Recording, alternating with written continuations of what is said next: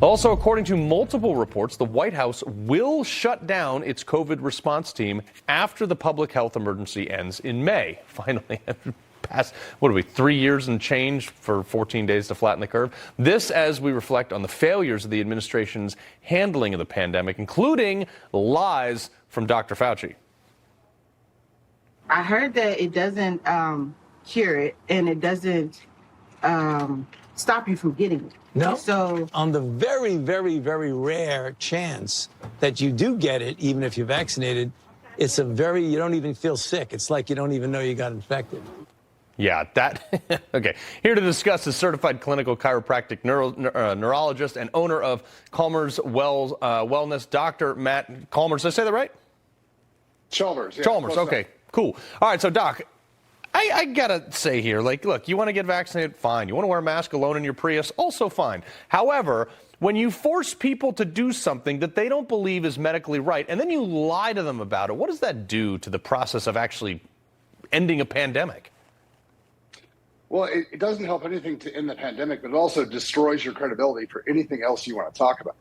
And so that's one of the bigger issues with this is that, one, they're trying to take over ownership and domain of your body by demanding what you do and don't do with it. But then, like you said, they're lying about the effectiveness of their medications.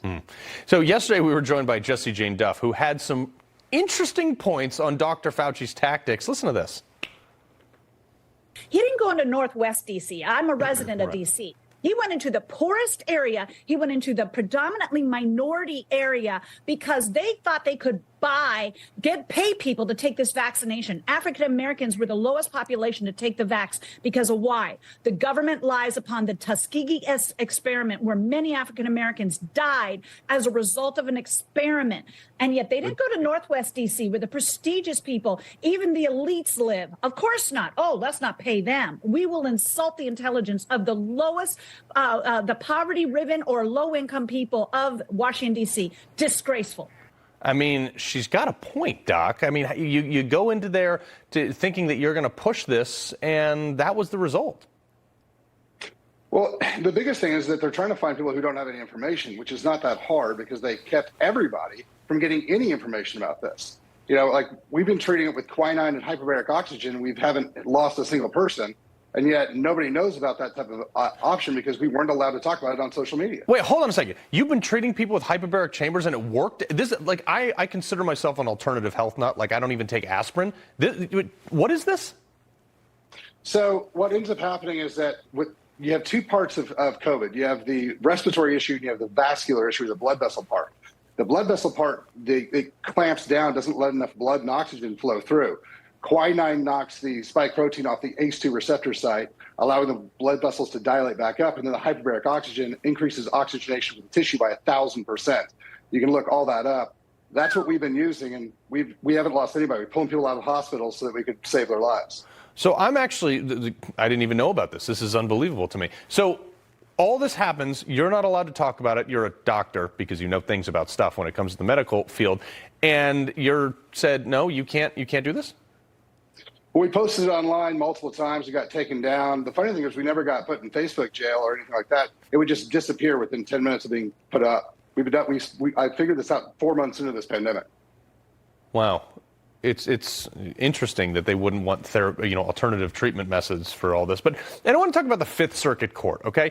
This has been a big thing. Could the federal government mandate its employees and obviously people who work for contractors that work for the federal government to get vaccinated? The Fifth Circuit Court came back and said, no, you can't do that. You can't mandate this. Do you think that at some point enough people influenced this on the public stage and said, yeah, if you want to get it, cool, that's fine. But if you don't, you shouldn't have to? I think that played a big role in it. But the biggest piece about this is this decision isn't about medications or vaccines. It's about who owns the person's body. Just because you're paying somebody doesn't mean you own that person. So forcing them to take drugs is way outside the scope of employment. And so that's the piece we really need to focus on this. The government thinks it owns you and can do whatever it wants to. That's the bigger piece of this, not the vaccine part. Yeah, that's the crazier thing. But at the same time, going back to all these things, why do you think the government was so hesitant to address therapeutics like yours, like ivermectin, things like this. Again, I'm not saying if you wanted to get the shot, go ahead. But if you also wanted to seek your hyperbaric thing, which has 100% survival rate, why do you think they didn't want people doing that? Yeah, well, because the biggest thing is that they had to get that the use authorization for the vaccine, because as long as there's one treatment that's working out there, then they couldn't get emergency use authorization for the vaccine. And that was the whole point. They had to get the emergency use back for the vaccine so they didn't have to get it tested and they could roll it out immediately. Well, Doctor, I appreciate what you're doing. I appreciate you speaking out and keep posting your stuff. We appreciate it. Dr. Matt Chalmers, thanks for being here. Absolutely.